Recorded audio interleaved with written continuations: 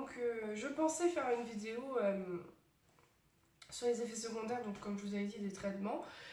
Mais il s'avère que j'ai eu donc ma fausse couche, donc comme si il y a des nouvelles. Donc je suis tombée enceinte grâce à une IAC1, mais j'ai fait enfin j'ai perdu bébé. Donc j'ai on en était où dans la dernière vidéo. Donc j'allais avoir rendez-vous avec un psychologue. Donc j'avais pris rendez-vous avec mon psychologue le jeudi. Donc c'était jeudi 9 février. Donc j'ai eu mon rendez-vous normal. Après je vous ferai une vidéo peut-être pour ça aussi, parce que je pense que ça peut être bien de dire que ça m'a aidé. D'un côté ça m'a aidé à prendre, pas à la légère, mais enfin je sais pas comment expliquer, ne pas aussi prendre, pas prendre aussi à cœur cette fausse couche. Oui, j'ai fait une fausse couche, mais c'est que c'était pour, il y a une raison, comme elle m'expliquait. Dans la PMA, on ne saura jamais à quel moment on va être enceinte. C'est un peu la, c'est un peu, ouais, tu sautes dans le vide en fait. Tu sais pas quel moment tu peux tomber enceinte, tu sais pas ce qui peut arriver, parce que bah oui, malheureusement il y a des fausses couches. C'est un peu, ouais, c'est... Après elle m'a dit ça, on verra ça un peu plus au deuxième rendez-vous. Là le rendez-vous, en gros je vous explique, je me suis présentée, j'ai raconté mon parcours, mon couple, comment on s'est connus, parce que voilà, elle a dit moi il faut que je vous connaisse avant pour analyser, pour vous donner des conseils, enfin voilà. Après je vous ferai une vidéo sur ça. Pour celles qui veulent savoir, c'est la psychologue qui s'occupe du service PMA à la clinique Pasteur à Brest. Donc on va aller dans le vif du sujet de la vidéo quand même. Donc c'était donc le jeudi 9 février que j'avais rendez-vous avec elle, et je sentais déjà que j'avais quelques pertes. Je me dis ah peut-être que, donc au final ça va, hein, parce que le 6 février donc j'ai eu ma prise de sang, mon taux était à 22, et le 9 donc ça va, c'est pas trop long. J'ai pas eu vraiment mal au ventre à ce moment-là, pas vraiment. J'ai eu, c'était douloureux mais pas non plus comme des règles en fait. Donc je me suis dit, bon, pour moi, c'était mes règles. Clairement, je me suis dit, c'est mes règles. Excusez-moi pour la voix, mais je suis malade depuis une semaine et il fallait que je tourne une vidéo, sinon on n'était pas là avant 3 semaines. Parce que moi, je me tape des crèmes, mais elle reste genre 3 semaines, quoi. Donc voilà. Donc excusez-moi si je parle un peu du nez. Donc le jeudi 9 février, j'ai eu des pertes, donc normal. Là, j'étais toujours en arrêt, donc jusqu'au dimanche, je reprenais dimanche 12. Et là, dimanche 12, je vais au travail, normal, hein, bien sûr à reculons, parce que je n'étais pas prête encore à aller travailler. Mais comme beaucoup, je pense, il faut des sous. Donc j'ai pris mon courage de main, je me suis fait, c'est pas grave, ça va te faire du bien de travailler, de voir des gens. Parce qu'au final, je voyais que mon mari, ma mère, je la voyais plus, parce que voilà, j'avais pas envie de sortir, j'avais pas envie de forcément pleurer devant ma mère, devant mon frère, ma soeur, enfin voilà. Donc je travaille et tout. Donc j'avais toujours le ventre gonflé. Franchement, il a du mal à partir. Là, il commence un peu à partir. Et là, donc, pour vous dire, on a une tenue à mon travail, un polo, un pantalon, glamour. On est magnifique avec ça, hein. Pas du tout, on est moche. Mais bon, c'est pas grave. Et donc, ça dépend des managers. Faut mettre le t-shirt dans le pantalon. Donc, comment vous dire, quand on a un ventre rond quand même, déjà j'ai un petit ventre de base, mais là, voilà, j'ai réussi à, on va dire, esquiver le t-shirt dans le pantalon, mais ça se voit quand même, il suffit que je ressorte un peu, que je me lâche, enfin voilà. Et donc j'ai un collègue, il me dit, je peux te poser une question, Marie? Vas-y. T'es enceinte ou t'as grossi? Ok, donc ça se voit tant que ça. Super. Là, je prends la rigolade, hein. Mais sur le coup, c'était le truc à pas dire. Je peux pas lui en vouloir, il savait pas. Il sait même pas que j'essaie d'avoir un enfant, il sait même pas que je suis en PMA, enfin voilà.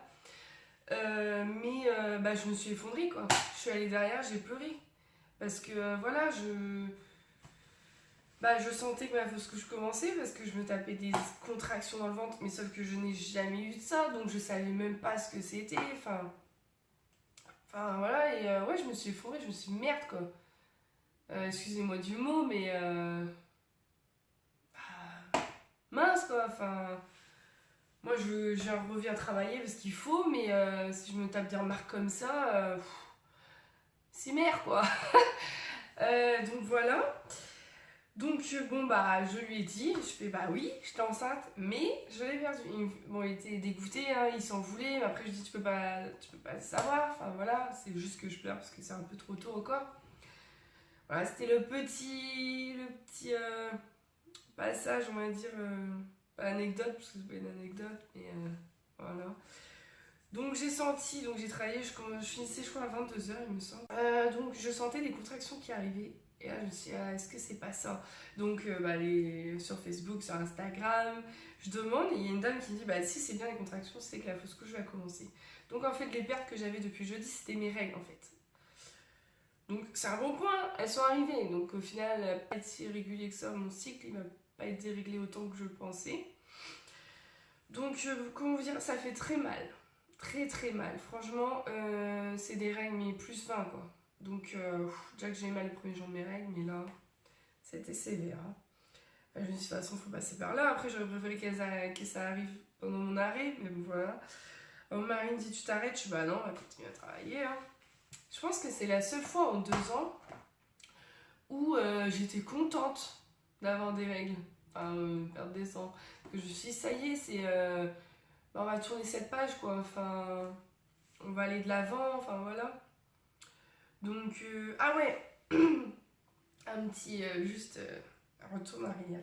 Donc, le 9 février, quand j'ai eu mes pertes, moi, vous savez, je vous ai dit, mon gynécologue m'avait dit que dès que j'ai mes pertes, je l'appelle. Parce qu'on commencerait une IAC2, parce que j'avais compris. Donc, j'appelle. Donc vous savez que j'ai deux secrétaires dans mon cabinet. Il y en a une que j'adore, trop gentille, mais l'autre, moi quoi. Donc j'appelle, donc j'ai eu la gentille au début, elle me dit bah écoutez, attendez, je vais voir avec le docteur quoi. Je dis bah ok, je patiente, et là j'entends une autre voix, et j'ai reconnu que c'était pas la gentille. Et là, la dame, oui, je vous avais dit, mais on a rendez-vous le 2 mars, non? Ouais, mais on m'avait dit d'appeler pour quand j'ai mes pertes, donc je vous appelle. Ouais, mais on va laisser un mode repos, madame, hein, faut laisser le corps se reposer. Bah, moi, on m'a dit de rappeler, il faut savoir, mettez vos pendules à l'heure, enfin, ne faites pas des faux espoirs, quoi. Moi, je me disais, c'est bon, j'ai mes pertes, je recommence la deuxième IAC, on y va. Et en fait, non, je fais, oh là là, elle va me gonfler, celle-là. Et je fais, bah, moi, je sais pas sur mon calendrier, là, mes règles sont prévues fin de février. Bah, on a rendez-vous le 2 mars. J'ai compris, merci, on a rendez-vous le 2 mars. Vous voulez que je refais répite, je suis pas un perroquet non plus, quoi. Ah là là, je vous jure, des fois, il faut prendre sur soi. Parce que franchement, il y en a, je pourrais leur foutre des paires de claques. Mais bon, bah, la PMA, c'est ça aussi, c'est prendre sur soi, c'est la patience. Donc, au final, j'étais en colère. Hein. Quand j'ai raccroché, je me suis dit, de toute façon, je m'en fous. Je le rappellerai, même si je me perds avant le 2 mars, parce que sinon, je me fais avoir d'un mois. Parce que le 2 mars, si je les ai le 27, je suis foutue.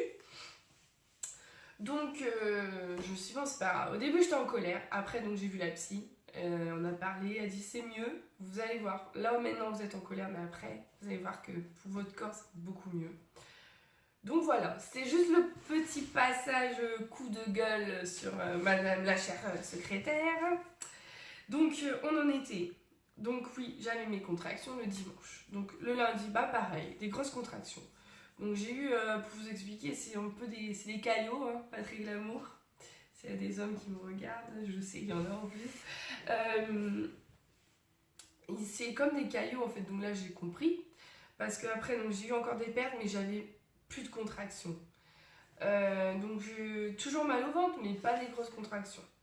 Donc j'ai plus de pertes vraiment mercredi soir, donc c'était le 15 février. Donc aujourd'hui, on est le jeudi 23, il me semble. Ou 22, enfin, vous vous situez. Donc, fin de perte mercredi, donc voilà.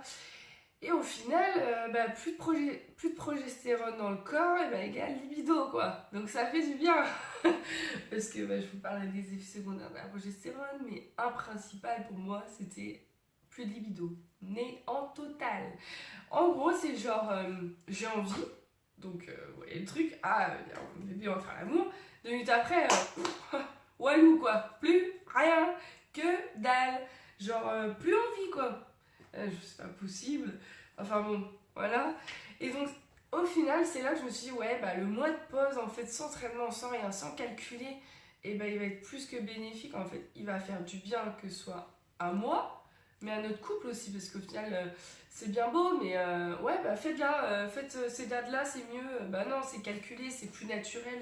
On le sait que la PMA, c'est pas naturel, c'est médical, mais en plus de ça, si on fait des traitements et qu'on nous dit, bon bah là, hop, demain et aujourd'hui, on fait câlin, voilà. Donc au final, ce mois-ci, ça fait du bien d'être en pause, sans traitement, faire l'amour quand on en a envie, pas de date précise, j'écoute pas mon corps, franchement, je m'en contrefiche, pour dire contre-fou. Mais ouais, ça fait du bien. Donc au final, je suis contente d'avoir un mois au repos. Je pense que ma tête, elle me dit merci aussi. Donc voilà, fin de perte 15 février. Mais toujours mal au ventre, toujours des maux de ventre. Alors au début, je me suis dit, bah, c'est comme une grosse ovulation. Je me suis dit, bah, c'est un peu tôt quand même pour être en ovulation. C'est un peu tôt. Donc déjà, bah, le vendredi, donc 17, je vais chez mon médecin parce que du coup, je commence à être malade. Donc je lui ai un peu parlé, quoi. Je lui ai dit. Elle me fait, ouais, l'ovulation, c'est tôt quand même. Si tu viens d'avoir ta fausse couche, c'est quand même tôt. Au début, je me suis dit, je fais quoi, Marine? Tu fais des tests d'ovulation, ça revient en fait à calculer ton cycle, donc tout ce que tu veux pas ce mois-ci. Et je dis, bon, on va laisser le corps, tant pis, c'est l'ovulation, c'est l'ovulation. Si ça doit arriver naturellement, ce serait magnifique, ce serait magique. Si, on le dit, hein, on l'a dit une fois là, avec mon mari, on s'imagine, on y arrive naturellement. Là, il fait, bah écoute, ce serait le bébé miracle, ce serait magique. Et je pense que ce que je me dirais, c'est que bah en fait faut rien lâcher en fait, parce que même tout peut arriver. Et pour vous raconter, donc j'ai ma tata qui est infirmière, donc j'ai envoyé un message pour lui dire, bon bah on va bientôt se retrouver pour faire les piqûres. Et elle me dit, bah pour te redonner l'espoir, parce qu'elle suivait une dame qui a l'endométriose, qui a 35 ans. On lui a dit, vous avez même pas 1% de chance de tomber enceinte naturellement, même avec des FIV. Et elle l'a revue l'autre jour et elle était enceinte de 3 mois et naturellement. Alors bah, c'est magique pour elle. Hein. Moi, ce que j'adorerais que ça se passe, hein. C'est que là, bah, pendant notre mois, ça arrive. Après, j'y crois pas, mais on sait jamais. Enfin, comme je suis un peu beaucoup, je le dis aux filles, Messi, Croisy et tout, on sait jamais, tout peut arriver, il en suffit d'un. Mais pour moi-même, j'y crois pas. Mais malgré ça, je garde dans ma tête un petit espoir. Mais quand elle m'a dit ça, je me dis, ah bah, comme quoi on sait jamais. Mais j'étais heureuse pour cette femme, je la connais pas, hein, mais bah ouais, l'endométriose, en plus, je sais que c'est une maladie qui touche de plus en plus de femmes. J'en ai une dans mon entourage. Je vais pas la citer rien parce que je sais pas si elle veut déjà. Mais avant, on en parlait avec elle, justement, parce qu'elle était en PMA avant moi. Elle savait pas que j'essayais d'avoir un enfant déjà naturellement. Et moi, je lui disais, mais lâche rien et tout, continue et tout. Parce que, bah, d'un moment, ouais, elle lâchait prise. Elle disait, ça fait mal, tu peux pas savoir et tout. C'est vrai que je pouvais pas savoir ce que c'était, en fait. Maintenant, je le sais. Mais je pouvais pas savoir ce que c'était d'attendre après l'insémination. Elle, surtout qu'elle a pas eu de chance, ça a marché, hein, mais voilà. Et au jour d'aujourd'hui, je lui dis encore de continuer de rien lâcher, quoi, parce qu'au final, je pense que ça va faire comme avec moi. Si elle est enceinte et que ça marche et que ça tient, elle oubliera les traitements qu'elle a eu, c'est sûr. Parce que déjà, moi, pour la première ISC, même une, quand j'ai su que j'étais enceinte, j'ai oublié la fatigue que j'ai eue, les maux de ventre que j'ai eus, les gonflements, tous les désagréments, en fait, j'ai tout oublié. Je me suis dit, c'est voir mon bébé, je m'en fiche, en fait. Et donc voilà, ça m'a donné un petit espoir. Je me suis dit, on sait jamais, ce mois-ci, peut-être que. Donc j'ai toujours donc mes maux de ventre. Vendredi, samedi, dimanche. Dimanche, j'ai eu de plus en plus mal au ventre. Et ma mère elle m'a dit traîne pas, enfin faut pas prendre de risques, c'est quand même gynécologique, t'as quand même eu une fausse couche, faut pas prendre de risques. Donc lundi 20 février, donc là on est jeudi, j'ai été aux urgences à Kirodrin, donc avec une Kirodrin. Donc j'étais stressée parce que j'étais seule. J'étais stressée parce qu'au final je me suis dit bon voilà on va prendre en main, hein. Mais ça fait peur quand même parce que on voit tellement de choses, on entend tellement de choses que tout peut arriver. Enfin je me suis dit oh, et s'il me restait quelque chose, est-ce que et je sais pas, est-ce que je fais une grossesse extra-utérine, enfin je sais pas parce que j'ai pas eu de prise de sang. Bon, je ne pensais pas mais on sait jamais. Donc on me dit bon bah on va vous monter là-haut, vous allez voir le gynécologue de garde. Donc le gynécologue de garde, c'était un que il y a 7 ans, quand j'ai pris rendez-vous pour la première fois, normalement c'était lui que je devais voir, sur les conseils de ma tata. Et il n'était pas là, c'était une remplaçante, donc c'était Géraldine. Donc la gynécologue très gentille. Donc j'étais contente parce que je l'avais eu une fois, et voilà, mais il m'avait paru froid. Pour moi, lui, c'est un peu... s'il y a des filles qui sont avec Kérodrin qui me suivent, donc c'est un homme, je vais pas dire son nom de famille, mais très gentil, un peu vieux, enfin voilà, il est assez quand même spécialisé dans les accouchements et tout. Mais là, franchement, très gentil. Alors, est-ce que c'est parce que j'avais un petit souci, j'avais fait une fausse couche, donc voilà. Donc, il m'a fait une échographie, donc je lui ai un peu raconté, voilà. Il me dit, oh, bah déjà, vous êtes chanceuse, première IAC, avec un... Parce que du coup, je lui ai raconté mon parcours, au final, il m'a demandé, donc je lui ai dit, hein. Donc je lui ai dit qu'à la base, on était condamnés au FIV CSI, et il me dit, ah bah vous partez loin, mais vous revenez loin aussi, quoi. Je dis, bah ouais, on est content, on a quand même un bon parcours. Il me dit, bah vous êtes quand même chanceuse, première IAC, c'est très rare, madame. Après, voilà, ça n'a pas tenu, mais c'est que ça prouve que ça marche. Je dis, bah... c'est ça que je me dis en fait, pour me redonner l'espoir, c'est ça que je me dis. Puis vous avez raison, ça marche une fois, il n'y a pas de raison que ça marche pas, hein. Et donc il fait une échographie, donc il me montre, en plus c'est... Enfin j'adore leur système à Kérodrin, je sais pas parce que donc, ça fait bien un an que je suis pas retournée. En gros donc ils ont donc la table, il y a un grand écran devant, et donc il y a son écran à lui, et nous en fait on peut voir sur le grand écran, enfin c'est super je trouve. Comme ça, on participe à l'examen, entre guillemets, on voit l'anatomie, mais il peut nous expliquer. Enfin, c'est vraiment très bien comme système. Donc, il fait une échographie, utérus, ovaire. Il me dit, bah, tout est bien, nickel. Donc, mon endomètre était à 5,1. Donc, je venais de perdre. Enfin, j'étais en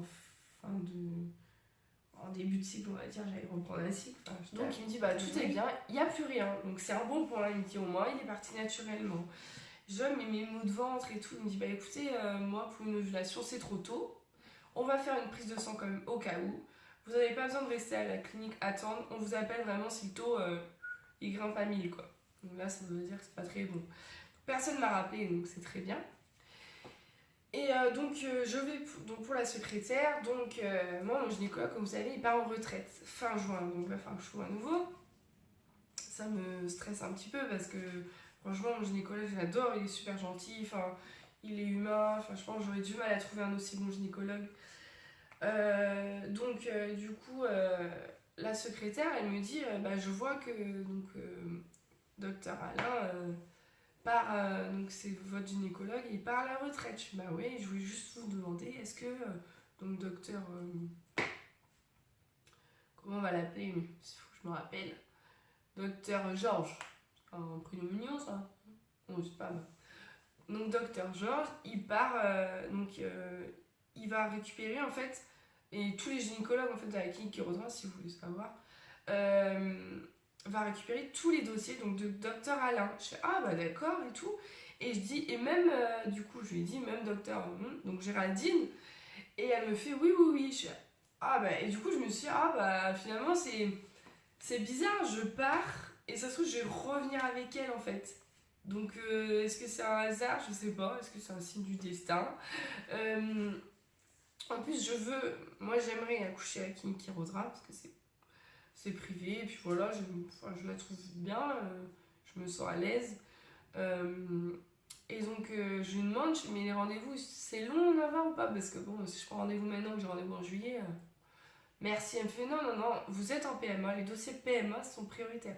Tous les dossiers que les gynécologues vont reprendre, vous faites votre choix, vous prenez rendez-vous, vous dites voilà, je suis suivie avec docteur Alain et vous êtes prioritaire, dans 15 jours vous avez rendez-vous. Bah, je dis bah c'est super et tout, mais après réflexion, je me dis est-ce que docteur Georges il est pas près de la retraite? J'ai pas envie de prendre un nouveau et encore qu'il soit près de la retraite et retrouver un nouveau, donc je me dis je pense que je vais opter pour Géraldine. Parce que j'ai eu des contacts avec elle qui j'ai adoré, elle est gentille, elle est douce, elle explique bien, enfin voilà. Donc je pense que je vais retourner avec elle, donc j'en ai parlé avec mon mari me dit bah écoute, entre guillemets, c'est toi qui écarte les gens, donc c'est toi qui dois être à l'aise. Et je dis bah moi c'est surtout le fait que si par la retraite, docteur Georges, ça me saoule encore de rechanger quoi. Donc en attendant, je suis toujours avec mon gynécologue, adoré, que je vais regretter, je pense. Donc voilà, donc là on est donc on est jeudi. J'ai toujours des maux de ventre. J'ai moins de nausées parce que j'ai toujours des nausées. C'est pour ça que je me dis je peux pas être de retour enceinte, c'est pas possible. Et pourtant je trouve bizarre parce que j'ai toujours mon ventre qui est très dur en bas du ventre. J'ai toujours ma poitrine sensible. Ma poitrine n'est pas partie. Alors, tant mieux, hein, j'ai envie de dire, parce que je n'ai pas été gâtée par la nature. Mais je me dis, si au pire des cas, je fais 2-3 fausses couches, je me garde les mêmes seins à chaque fois, moi, je vais devenir Lolo Ferrari, quoi. Rigolant, bien sûr, je ne ferai pas à ce point. Mais bah, tant mieux de ce côté-là. Mais c'est vrai que je me posais des questions, je me dis pourquoi j'ai toujours les mêmes symptômes et tout. Alors que donc ma prise de sang, elle est à taux zéro. Bon, après, c'est la nature, je vais laisser mon corps se remettre. Donc jeudi prochain j'ai rendez-vous avec le gynécologue, donc avec mon mari, parce qu'on va parler un peu, voilà, mon mari on a envie de le voir, même si voilà, il fait pas grand chose. On va juste parler, mais ça va faire du bien même pour lui, parce qu'au final il est investi, mais pas vraiment au niveau médical, voilà. Donc on va le voir. Après j'espère donc que mes règles arriveront avant, que donc, je puisse l'appeler, qu'on puisse donc, commencer l'insémination artificielle numéro 2. Parce que là, je trouve que le temps commence à être long, j'avoue. Mais je suis mieux. Même si voilà, le passage à la clinique a été un peu dur pour moi. Parce que je me suis dit, bon, bah, il a fallu une complication, que je pouvais pas que ça se passe naturellement. Sans devoir aller à la clinique parce que voilà, j'ai mal au ventre et tout comme ça. En plus, je suis passée par le passage maternité pour aller au service gynécologique. Donc c'était un peu dur d'entendre tous les bébés pleurer. Mais bon, c'est comme ça. Donc quand j'ai dit à mon mari, il me fait ah laisse-les vivre, laisse-les vivre, j'ai pas dit que j'ai tué les bébés non plus, hein, pas à rêver, mais c'est juste, enfin il a du mal à se mettre à ma place. Je pense que pour les hommes, vu qu'ils ressentent pas les symptômes, tant qu'ils voient pas notre ventre rond, ils se rendent pas compte. Enfin moi j'ai quand même senti les symptômes, j'avais ma poitrine gonflée, j'avais mal au sein, j'avais mon ventre gonflé, j'avais mes nausées. Ouais, c'est facile de dire ça va remarcher, mais c'est bon, laisse le temps. Enfin bref, à force, ça me gonfle quoi. Hein, c'est comme, voilà, c'est comme les filles qui ont eu des bébés au bout de 6 mois, mais ça va remarcher, gna gna gna. Mais arrêtez, vous savez pas, vous pouvez pas savoir ce que c'est d'attendre autant de temps. Vous pouvez pas savoir ce que c'est d'avoir des piqûres dans le ventre à heure fixe. Enfin voilà. Enfin ouais. Taisez-vous, je pense. Je pense que c'est le mieux. Taisez-vous. Ouais, je pense que vous en avez toutes dans votre entourage. Hein. On en a toutes des, on va dire, maladroites. Hein. Ou la fille qui t'envoie le message. Ah, t'as vu, mon ventre il est tout rond. Alors elle sait très bien que vous êtes en PMA. Elle sait très bien que vous avez du mal à avoir un enfant. Enfin, un peu de diplomatie, quoi. Hein, c'était mon mini coup de gueule, voilà. Elles se sentiront pas forcément visées, mais bon, c'est pas grave. Donc voilà, je pense que cette vidéo elle va prendre fin parce que j'ai pas grand chose à vous raconter sur la fausse couche pour le moment. De toute façon, je vous tiendrai au courant. Comme toujours, je vous mets mon Instagram en bas. Comme ça, vous pouvez me suivre parce que je poste un peu plus régulièrement que voilà, sur YouTube, je mets pas une vidéo tous les jours. Mais je vous donne un peu plus de mes nouvelles, je fais des stories. Sinon j'ai créé donc un Snapchat aussi. Donc je vais pas chercher compliqué, c'est Oblove Baby. Voilà, vous pouvez me rajouter. Donc ça c'est, je l'ai créé juste pour voilà, Instagram, YouTube. Sinon je voulais vous remercier à être aussi nombreuses parce que je l'ai pas créé depuis longtemps cette chaîne YouTube et on est déjà 70 au jour d'aujourd'hui alors qu'on était fort la semaine dernière. Enfin c'est énorme, les vues ça monte.